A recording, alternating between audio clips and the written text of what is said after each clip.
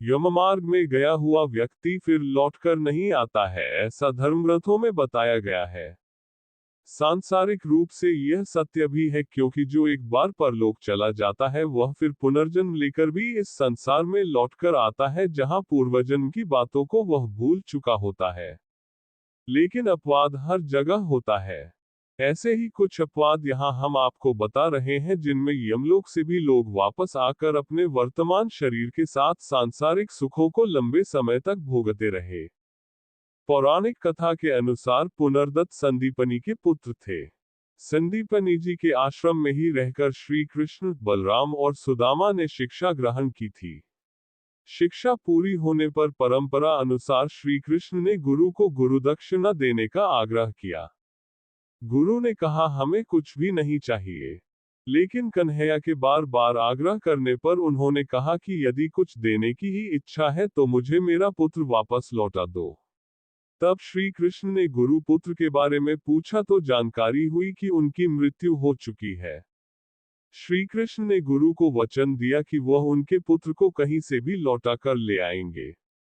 श्री कृष्ण गुरु आश्रम से समुद्र तट पर पहुंचे, जहां से पुनर्दत्त गायब हुआ था। यहां आकर उन्हें पता चला कि उसकी आत्मा यमलोक जा चुकी है। गुरु पुत्र को लौटाने के लिए श्री कृष्ण यमलोक पहुंच गए। यमराज को पुनर्दत्त को लौटाने के लिए कहा।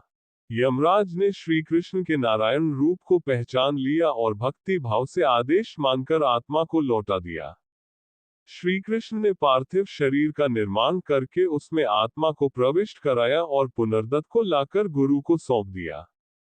गंगा ग्रंथ कठोपनिषद के अनुसार नचिकेता वाजश्रवा के पुत्र थे। एक बार उन्होंने विश्वजीत नामक ऐसा यज्ञ किया जिसमें सब कुछ दान कर दिया जाता है। दान के वक्त नचिकेता ये देखकर बेचैन हुआ कि उनके पिता स्वस्थ गायों के बजाय कमजोर, बीमार गाय दान कर रहे हैं। नचिकेता धार्मिक प्रवृत्ति का और बुद्धिमान था, वह तुरंत समझ गया कि मोह के कारण ही पिता ऐसा कर रहे हैं। पिता के मोह को दूर करने के लिए नचिकेता ने पिता से सवाल किया कि वे अपने पुत्र किसे दान देंगे। उद्दालक ऋषि ने इस सवाल को टाला, लेकिन नचिकेता ने फिर यही प्रश्न पूछा। बार बार यही पूछने पर ऋषि क्रोधित हो गए और उन्होंने कह दिया कि तुझे मृत्यु यमराज को दान करूंगा। पिता के वाक्य से नचिकेता को दुख हुआ, लेकिन सत्य की रक्षा के लिए नचिकेता ने मृत्यु को दान करने का संकल्प भी पिता से पूरा करवा लिया। कथा के अनुसार नचिकेता यमराज को खोजते हुए यमलोक पहुंच गया। वहां यमराज और नचिकेता के बीच कई सवाल जवाब हुए।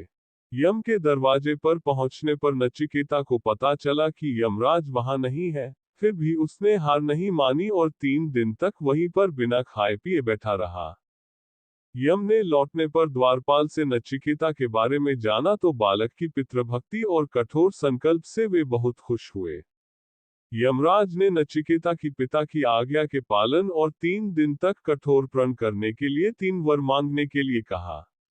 तब नचिकेता के दोनों वर तो यमराज ने पूरे किए, लेकिन अंतिम वर मृत्यु रहस्य और आत्मज्ञान को लेकर था, तो उसे टालने की कोशिश की, लेकिन नचिकेता नहीं माने।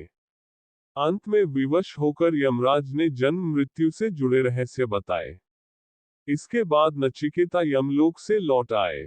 रावण को तो वरदान प्राप्त था कि उसे देवता भी नहीं मार सकते थे। इस वरदान के अहंकार में आकर एक दिन रावण ने सोचा कि मैं यमराज को बंदी बना लूं। इसी मद में चूर होकर वह यमलोक पहुंच गया। रावण और यमराज के बीच घोर युद्ध हुआ। रावण इस युद्ध में रक्तरंजित हो चुका था कि तभी यमराज ने रावण को दंड देने के लिए कालदंड उठाया कि ब्रह्मदेव उपस्थित हुए। उन्होंने रावण को दिए गए अपने वरदान के बारे में बताया। इसके बाद यमराज ने अपना कालदंड वापस लिया। रावण ने सोचा कि यह विजय उसे उसकी शक्तियों के कारण मिली। यही वह घटना थी जिसके बाद वह स्वयं को कालजयी समझने लगा।